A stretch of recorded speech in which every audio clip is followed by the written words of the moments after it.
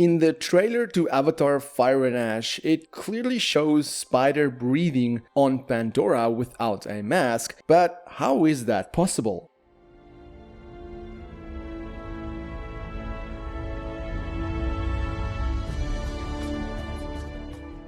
Avatar Theory here, hope we're doing well and having a fantastic day, and in multiple scenes we see Spider breathing without a mask, looking, well, perfectly fine. To be honest, the only time in the trailer where he doesn't look okay is when he is wearing his mask. So how does he breathe Pandoran air without a mask? Now in this video I would like to discuss or theorize what could potentially happen to Spider, and also try and stitch some scenes together from the trailer. So potential spoilers, if you don't want anything spoiled for Avatar Fire and Ash, this is just potentially a spoiler because, well, I'm just theorizing on everything and trying to put together some leaked photos as well as leaked scripts. And the fact that Spider from Avatar Fire and Ash was actually revealed during the marketing of Avatar The Way of Water. Because as you can remember, this was one of the character posters for Avatar The Way of Water featuring Spider.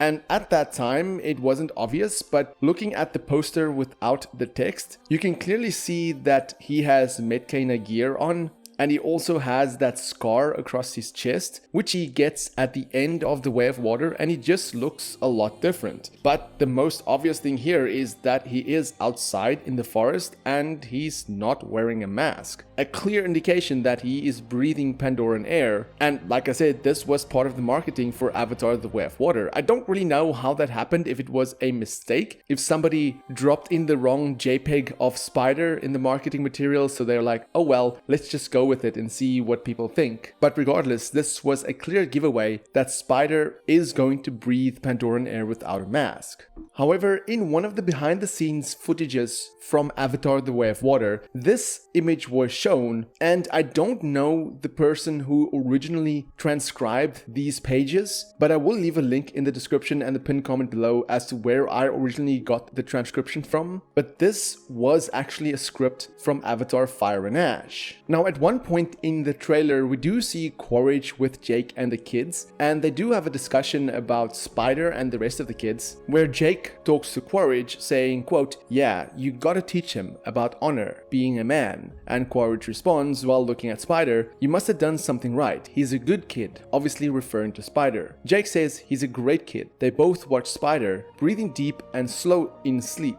Two fathers, a long beat, forest sounds. Quaritch then says, "Look, we're not gonna start taking long walks together. I'm still bringing you in. Dead if I have to. Simplify, ain't gonna cut it." Then I'm guessing at some point Quaritch and Jake gets in a bit of an argument, and then the script says he turns to Quaritch, but Quaritch is gone. Then the text is covered, and then at some point Jake scans the woods, and that is likely where Norm and some of the other Metkayina arrives. This is all possibly after the big aerial battle, and the scene we see here with everybody in the water is the aftermath of that battle, where they were separated from Neytiri. Because if you remember that shot of Neytiri with an arrow in her lying on top of an ikran, that does take place at night, and the scene with Quaritch, Jake and the kids also takes place during night. So I'm guessing during the aerial battle everybody gets separated, and then here you can see it says Neytiri is sliding weakly from her ikran. Jake and the kids rush to her.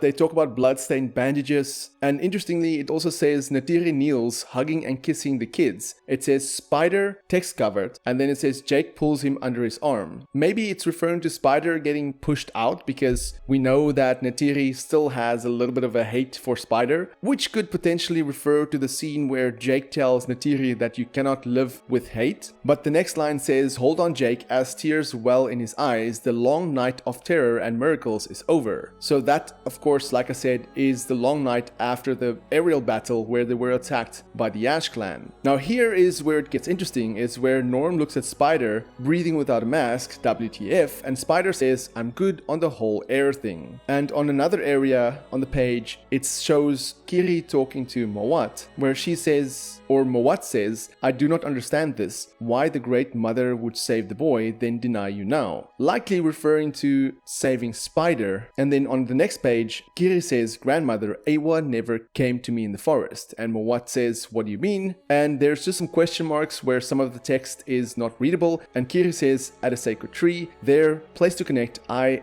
obey me, I don't remember." And then Kiri says, "I did it myself." That is a clear giveaway that Kiri was the one to save Spider. And in the beginning of the trailer, we see Kiri at nighttime with Wood Sprite coming down, and I do think that is the moment Kiri saves Spider. We do see a shot of Spider collapsing in the trailer with his mask on, where the oxygen clearly says 0%, which I pointed out in my breakdown of the trailer. And that, I think, is the moment where Spider essentially either dies or is about to die, and Kiri just accidentally or indirectly saves him, because we've seen her use her powers before, not knowing that she can do that. So I do see a situation where Spider's mask gets damaged after they were attacked by the Monk Wong, as I think Spider's mask gets damaged from the aerial battle. And then that night, he runs out of oxygen, and then Kiri saves him. Now also in one of the leaked scripts, it talks about exterior bridgehead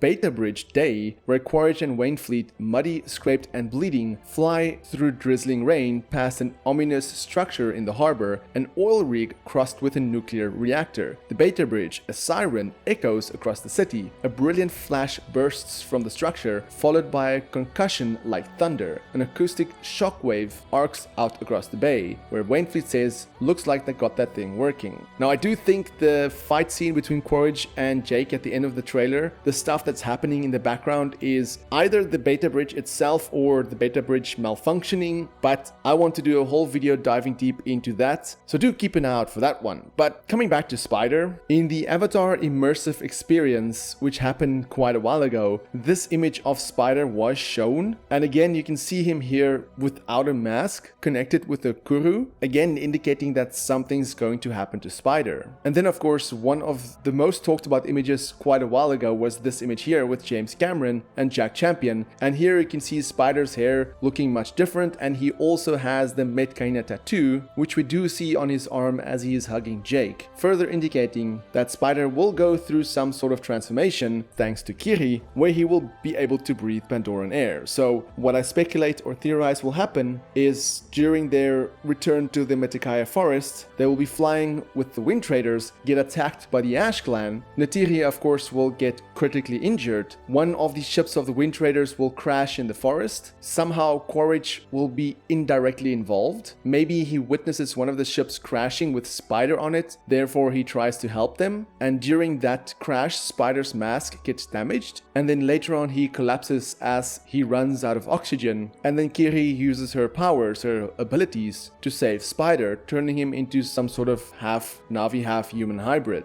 But of course, none of the articles has mentioned any of this, at least not yet, but that is at least my theory on what will happen to Spider and how he will breathe on Pandora. Do you have a different theory or thought on how this will happen? I know I went a bit off topic for a bit there, but I just have so many thoughts on everything based on what we know from before and now that the trailer is out, trying to connect the dots, so you can be sure that there's going to be a lot more discussions and theories on Avatar Fire and Ash. But if you want to stay up to date with everything Avatar related, then have a look at the rest of my channel, and until next time, have a fantastic day and stay safe.